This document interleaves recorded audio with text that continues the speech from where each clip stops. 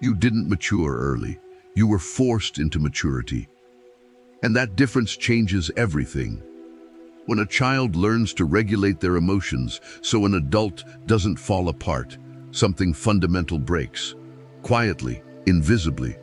There's no scar to point at, no single moment to remember, but the nervous system never forgets. There is a kind of pain that doesn't become a memory. It becomes personality. It becomes behavior that gets praised, strength that gets rewarded. And because the world applauds it, no one questions the cost.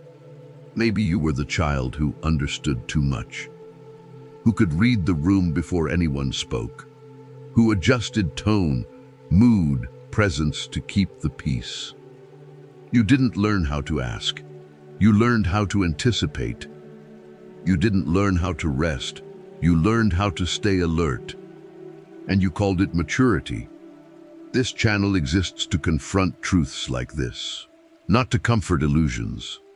If this kind of clarity resonates with you, staying here isn't just subscribing, it's a commitment to awareness, to no longer hiding behind your own strength.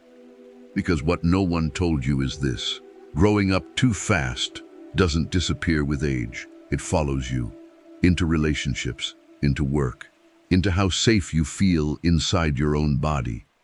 And until this story is seen, it keeps running your life quietly. What happened to you wasn't random.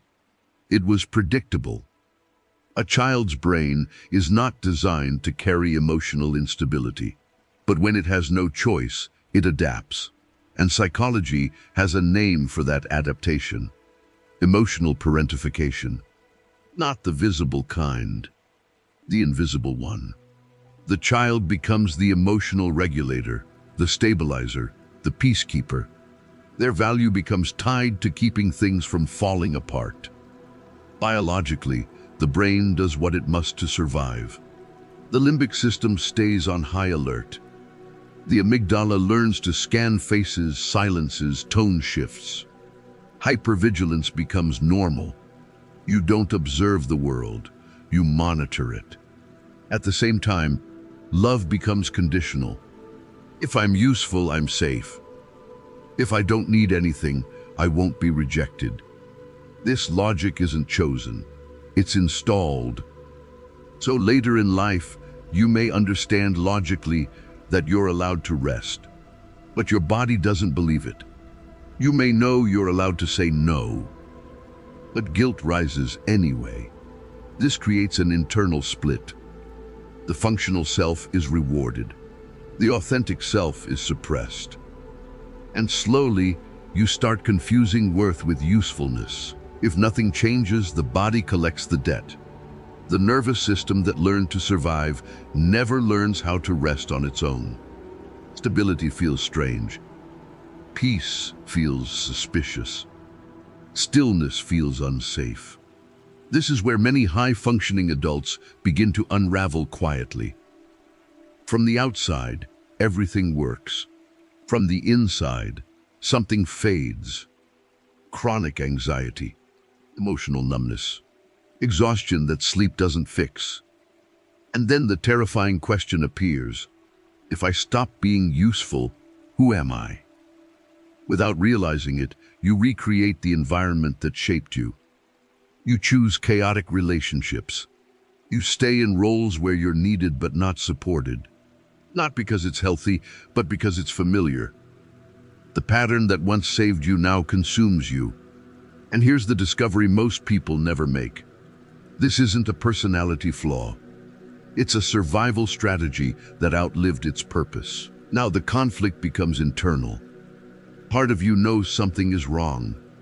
Another part is terrified to let go, because your strength became your identity.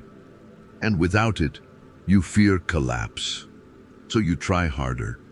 More discipline, more control, more productivity. But pressure doesn't create safety. It creates rigidity. The body starts asking for what the mind was trained to deny. Rest, limits, softness, vulnerability. And each time those needs surface, you respond the old way by suppressing them. This is the silent escalation. Life becomes gray. You're always holding your breath, but awareness changes everything. Once you see the pattern, you can't unsee it. And that creates a real choice. The way out is not becoming stronger. You already mastered that. The way out is learning the difference between strength and self-abandonment.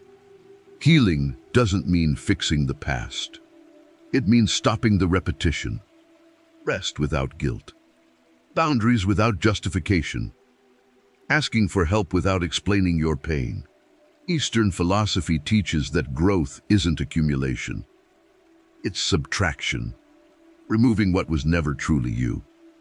What you call personality is often a collection of defenses. When they soften, fear appears. If I'm not the strong one, who am I? The answer comes slowly, but it comes. You don't need to be the emotional adult anymore. Your nervous system can learn safety through experience. Each time you stop without punishing yourself, something rewires. Each time you feel without correcting yourself, something integrates. This is not weakness. This is wholeness. If you watched until here, write the word wool in the comments. Not for this channel, for yourself. You didn't lose your childhood, but now you don't have to lose the rest of your life.